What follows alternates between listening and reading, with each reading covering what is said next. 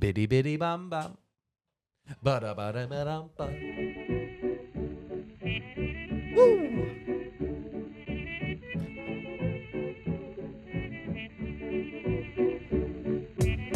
Hello and welcome to Was That in Good Taste presents Behind the Bars Summertime Sangria. My name is James Berry. I am your nobody. I am handsome. I am gorgeous. I am glimmering gold. And with me as always is my co-host. And I'm Chandler. Remember to like, comment, and subscribe because I'm like Tinkerbell. If you don't do that, I fade away to nothing. And this week, we're going to be having fun. We're going to be exploring the end of summertime with one of our favorite cocktails and a kind of returning Summertime sadness. summertime sangria. How you doing, Chandler? It is kind of interesting how I feel like we opened up the summertime, the springtime, just like the going outside time, the hopeful seasons, with a white sangria. Did we It not? is. No, we did. We did. did. That's actually kind of why I wanted to dive into sangria again, mainly because I thought it'd be not just fun, but also it's time. That's so poetic. It's And like poetry. It rhymes. it's like learning how the rain makes a dime. It's so interesting too because I don't want to let this sit for too long, but I really want to talk about what's in it because you opened me up to something new. But when we first did this at the beginning of the summer, we had an entire conversation around the fact that particularly I like red sangria. Yeah.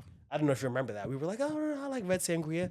And the white sangria was great. It was great. Well, and I was like, all sangrias matter. And you were like, whoa, whoa, whoa, whoa. I think we have to acknowledge the prominence of red sangrias, if not the just general superiority of red sangrias. Red sangria created peanut butter. So we have here what I like to call not upper class. We have ourselves a top shelf. Look at this. Look how big this non-gendered beverage is. Buckets. Woo! It's a bucket of sangria. So what inspired you to serve it in this fashion? So I went to a place that Redacted. that doesn't sponsor us called let's say it's Apple Schmees.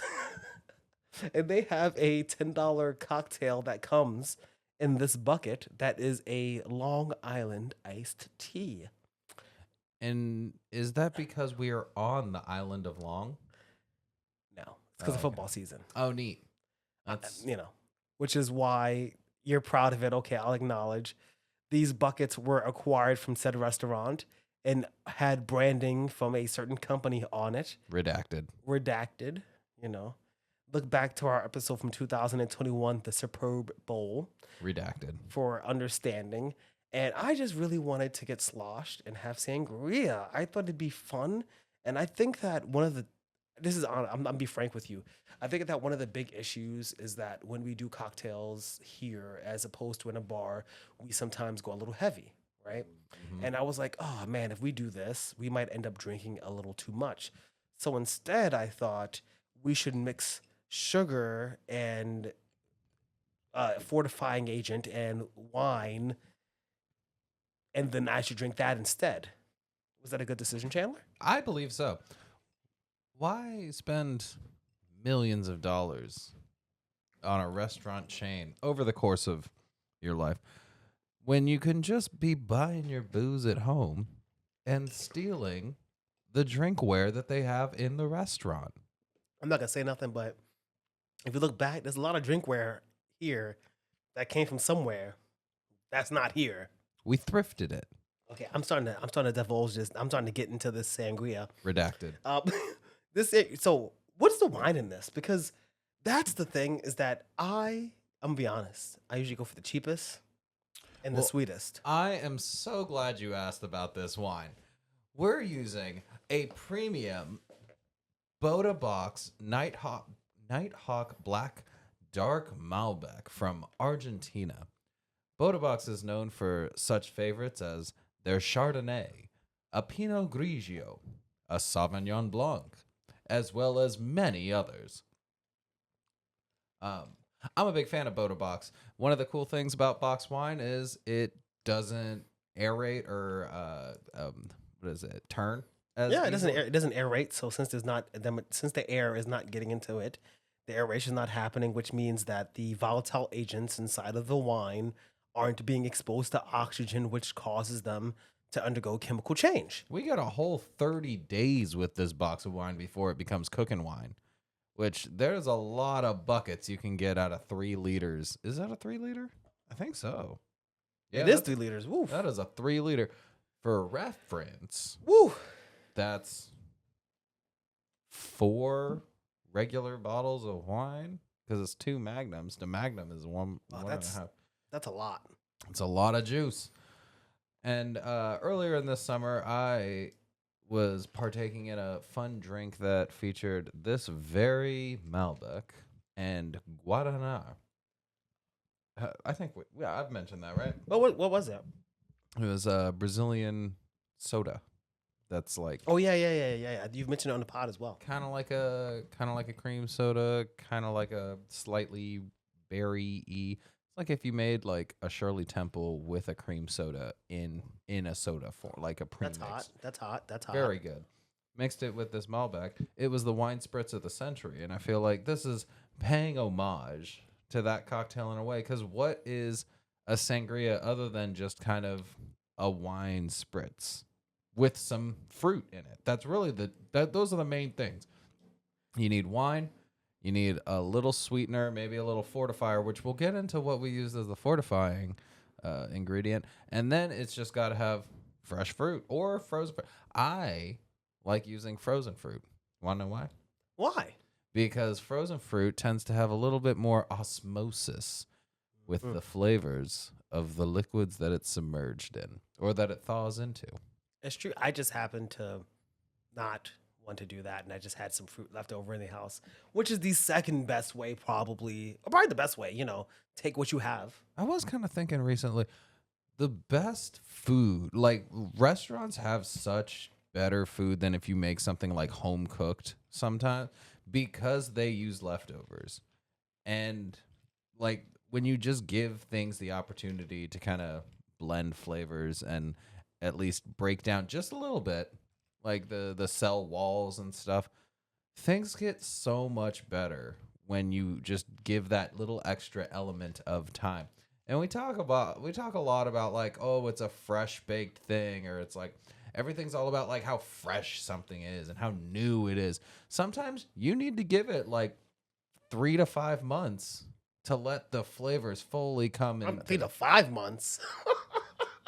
Yeah, like you ever make a good egg salad Just let it sit there for 3 to 5 for months. 3 to 5 months, and then you come back to it and you're like, the flavors have really changed a lot. It's like, this isn't. It tastes sour. It's a little sour. It's a bit It's a little fuzzy as well. it's a bit ran through. It's interesting because this actually reminds me so much. I know it's a summertime sangria, and I like that, but this is an end of summertime sangria. As opposed to a winter or fall sangria, which I think is actually more of a mulled wine. I agree. And this is actually a little close because we have here in the Boda box the Nighthawk Black, a dark Malbec, which tends to be a darker Malbec It's a richer Malbec than your average Malbec. with flavors akin to dried fruits, cocoa, Leather. and whatever else Whips. I read on the internet. Ball gags. Handcuffs. I want to give a little context just for this real quick. And Malbec. I definitely wanted to do a full box wine episode, but quickly, I think that this is good. It's a little thin, but it is. But again, you're getting 3 liters for like It's a $25. little thin. We're drinking it smothered in ice, shot to hell with Crown Royal, Mm. and then saturated. What was that again? In soda, in a sweetened soda. Oh, whoa! What was that other? What was that other ingredient? Oh, our very special ingredient, the Crown Royal Blackberry. This I do actually remember talking about earlier this summer because I had multiple people coming into my liquor store asking if we had Crown Blackberry, and I had never heard of it. But this was the release of the summer. That every summer there's some thing that's like it's a flavored something or other, and everyone's got to have it. 2 summers ago, it was the Crown Peach. The summer, what was it? Last summer, it was Pink Gin was a big one. This summer also a lot of Don Julio as well. I feel like it's Don Julio and Crown Royale this summer. Yeah, I've been seeing a lot of both. In the long skinny bottles of Don. Yeah. Like people are going for that 1942. Like, I don't know what it is about that. It's that and the Crown Royale. Or is it 1924? I don't know. I think it's 1942. Oh. But I think it's definitely... Where was Don Julio? Because I realized that... I only recognize that because you see the Crown bottle and you see the Don bottles, which are the two very distinct bottles. But this is not just the regular Crown Royale. This is the... Crown Royale with Blackberry. Which is actually complementary with the Dark Malbec. I believe so. And that's why I put so much peer pressure on you to get it. I think because it's so rich. It's like, well, we had Chambord, right? Yeah, there's like a little dash left, There's but yeah. a little bit of Chambord left. I wanted something that wasn't as syrupy. And I do think this has a bit of a Robitussin, like just the Crown as itself. But I also think that if we tried that just with a splash of Sprite, that would be delicious. I wanted to do this over just regular brandy because honestly, I am always underwhelmed by brandies and cognacs. I don't know if that's just me. I don't know if that's just. I mean, and if you, again go back, laissez-faire kind of attitude. We enjoyed Hennessy White, yeah, right, but that's also not traditional. I think that the main problem is that we're not spending. We did drink all of the Slivovitz. Yeah, but I feel like for a lot of brandies, we're not getting brandy at that cost. You know what I mean? It's with cognac as well. Sometimes I feel like we're not getting that kind of quality of cognac so that we could be like critiquing it. And I think that you're right, because for the same value, you wouldn't get as good a brandy. You just end up getting you'd only get like a VS. You wouldn't even get a VSOP. Absolutely. Or even an XO. But is Crown Royale even good? I know we're going to do a whole episode about it. Since it's here in front of me, I just got to say, I always think the flavors are a little syrupy. They're a little sweet. You know, they're 5% less, so they tend to be 35 proof instead of 40 proof. I think that is a contributing factor, but I do think that they do have a very particular and distinct flavor profile that is distinct to Crown Royale. But I think people like it because it doesn't taste like straight whiskey. It doesn't. It comes in a little bag. And honestly, sometimes the little bag is cool enough to be the cost of the bottle. Have you seen the little bag for the Crown Vanilla? I have. It's so cute. The blackberry bag, the vanilla bag are like my 2 favorite Crown Royal bags. I kind of really wanted the vanilla actually because we were in the store looking at it. Yeah. And I was thinking about the vanilla. I thought the vanilla was going to be a really good opportunity. Like, I think Crown should make a horchata. I said it. There I go. Just saying things again. I'll be real. Crown tamarind. Oh. Yeah. All right, here's a question.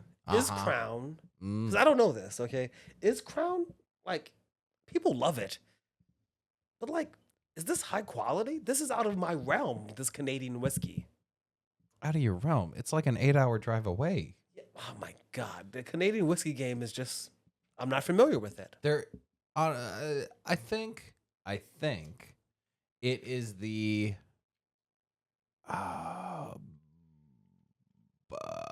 it is the Jim Beam of Rise, where it's like it's not like whiskey. It could be a house whiskey, but it's a tad bit. Wait, actually, let me rephrase that. It's the Excuse James. me, I don't know nothing about Crown Royale. Did you just say this is a rye? Yeah. Is Crown Royale a rye whiskey? Yeah. Or at least the traditional. Okay, let me just read this real quick. I'm only saying that because Most Canadian whiskeys are rye whiskeys. that's what I thought, but Master Blend, yeah, I guess real whiskey's Master Blend. I would say it's the Jameson of Canadian whiskeys because it's like it's known. You can get it at Costco. It will do the exact job that you need it to do. The bottle's cute. The bottle is cute. It's icon, like you can recognize it on a shelf. New master bottle. People will know what you're talking about. Bourbons Yeah, are a little bit trickier because I think bourbons have just such a concise, like what to expect. Or rye, you can kind of, there's so much wiggle room that like I've had some fantastic ryes. I've had some very, very good bourbons, but there's so many rules around bourbon that it's like, what are we even doing? Okay, here? now what do you get into? We've had some fantastic bourbons, you know, Name and I one. think, okay, I mean, I think Henry McKenna was a good one. I think Name that was pretty two good. more. I think Eagle Rare.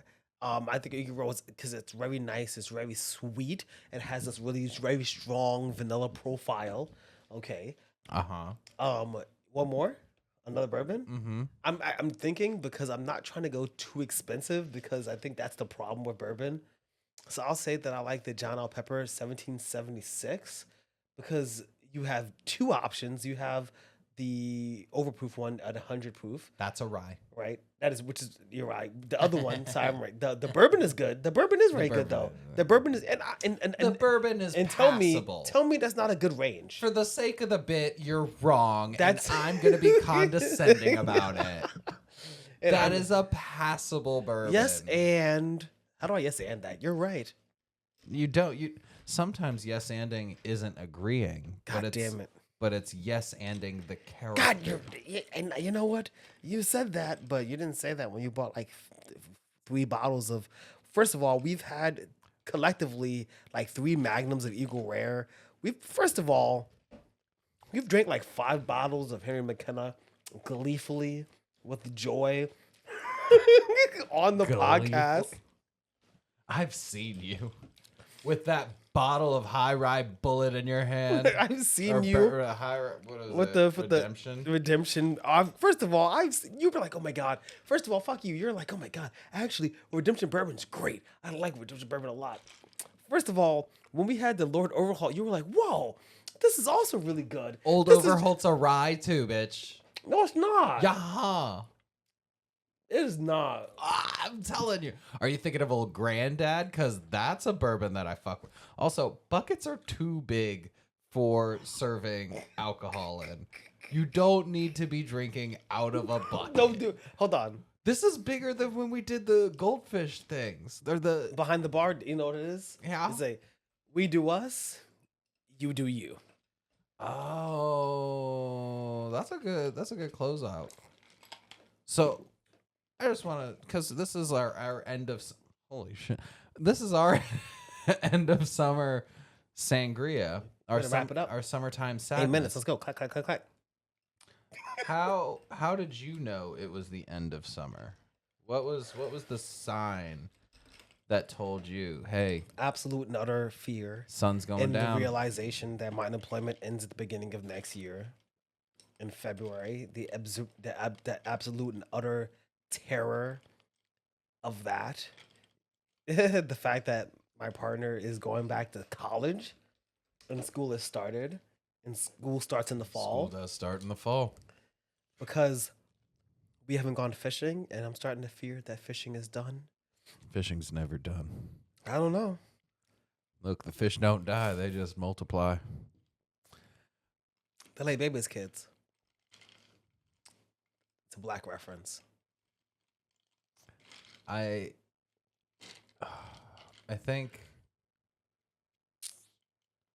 think I started to realize the sun was setting on this summer. When the G line got finished, being under construction. Because it was like, oh, G Line's going to be under renovations the whole summer. And now I looked up directions to get to here to like see what alerts, what like buses I'd have to. And it was smooth sailing on the G. And I was like, oh no. Oh no. Looks like seasonal depression's right around the corner. I'm gonna be real with you. That's because you don't live in the fucking G. Because I had to come home yesterday, Yeah. and the G is still under construction. It's What? just at night. It's in 2 sections. What? Yeah, it's on 2 sections. I looked it up. Yeah, it's because you. Even it's on the because NY it's because Transit no, app. it's because you come here before then. Oh, you're right. I was getting here late. I only come here, or I only Yeah. take the G here when the sun's still up. Yeah. That's the other thing. Sun's been setting. Yo, I noticed Getting that. dark. It was like 9 o'clock, and I was like, no, it's dark outside. It's been like 8:30, and like the sun is setting, and it's like overcast and nice, and all of a sudden, the other day, it was like 7:30, and it was dark. It was literally dark. 7:30, and I was like, "Are you kidding me?" So are you ready? I'm not. Are you ready for the fall of the empire? I am. Are you ready for... Oh, sun's going down. It's getting dark. Is it too much for you, Chandler? Oh, I wouldn't say too much.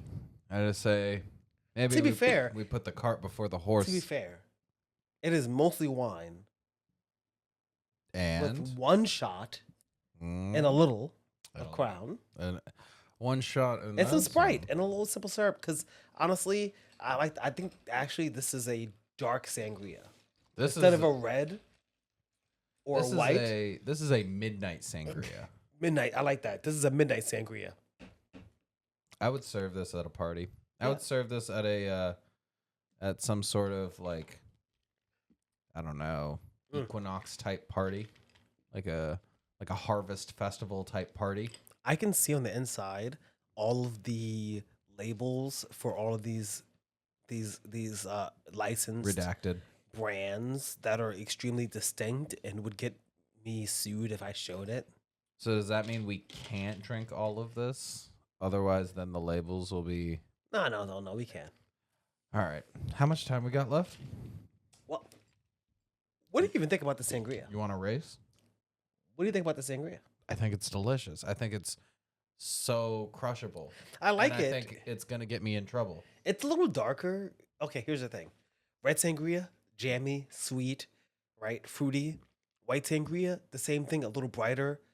This is a little darker, a little bit more complex, but I think this suits me. My partner didn't like it, I love it. and I think because it's too dry. Too dry. It's just big old. I'm already bowl ahead of you, fruit. by the way. I know. That's And what we have like 4 minutes. I looked at your bucket like 4 minutes ago and said, "Oh dear God." Okay, last I've been- question, so we wrap up. Okay. We had Brat Summer. Mhm. What is the next It Girl season? Chapel Roan Fall. Oh, or do you think it's the fall of Roan? Only for certain people. Uh, They're pushing that. You see that, right? I don't. I mean, Okay. I don't think it Fuck should it. be. I don't want it to be. I'm gonna hit it real quick. Chaperone is getting the heat for 2 reasons. One, right now, because the video she posted the other day, she mispronounced Kamala's name. I make political videos all the time, and you and never. I say her name wrong all the time and have to redo it. One time I did it in a video, and I left it in where I mispronounced her name, and I corrected myself because I think it's important to show people that like it's not bad that you say the name wrong. It's only bad if you don't correct it. But I got so much heat for not editing it out. You know? Do they think you have editors on standby? Listen, it's just me. And then she also got in trouble because she said that she didn't want to support Kamala Harris. But no, she didn't want to not support. She didn't want to endorse because, and this is where she got messed up a little bit. She was trying to communicate that the Democrats sometimes will put forward legislation or not inhibit, far right bad actors from being homophobic and transphobic. But Almost like, she's a music star, not a politician, and so she wasn't expressing herself correctly, but her vibe was correct. He's like, no, I don't want to support. I don't want to give my unwavering endorsement to a school principal when I'm trying to be a pop star. And then she had to be bullied effectively into being like, hello, I'm voting for her, as almost pretty much all progressives and moderates do or will. But she didn't want people to, like, she's not trying to encourage them to do that. She wants to encourage people to be more critical with their thinking, and they're trying to get the fall of Roan. But this is the fall, unfortunately, because of the election. So that's why I think that it is the fall of Roan. God damn it. Mm-hmm. I've talked myself into it. Wow. And all you needed was a catch, was like a hook. I called myself into it. I called myself into the fall of Roan. I know. Previously, I had mentioned I think it's gonna be like a anarchist folksiness. Yeah. Here's how that is actually gonna play out. Witches. I think it's gonna be like we had brats. Now we're gonna have rat familiars. Or like I think Agatha all along. It's been Agatha all, and I think there's gonna be a very like. I think witches is it, and I've been seeing. Disney's been doing a lot of promo for the witches. I did go to a cemetery and go ghost hunting, and I also casted a circle and did some simple witchcraft. Did you catch any? Oh God! If you want to know about my ghost hunting experience, let us know in the comment section below. My name is James. I've been Chandler. Man, you believe in ghosts? I believe that there are things that are beyond. And I think everything has a logical explanation, but I think we don't have all of the pieces of the puzzle yet. If you say so. What's our closeout now? Oh, I'ma do me. You do you. I'ma do.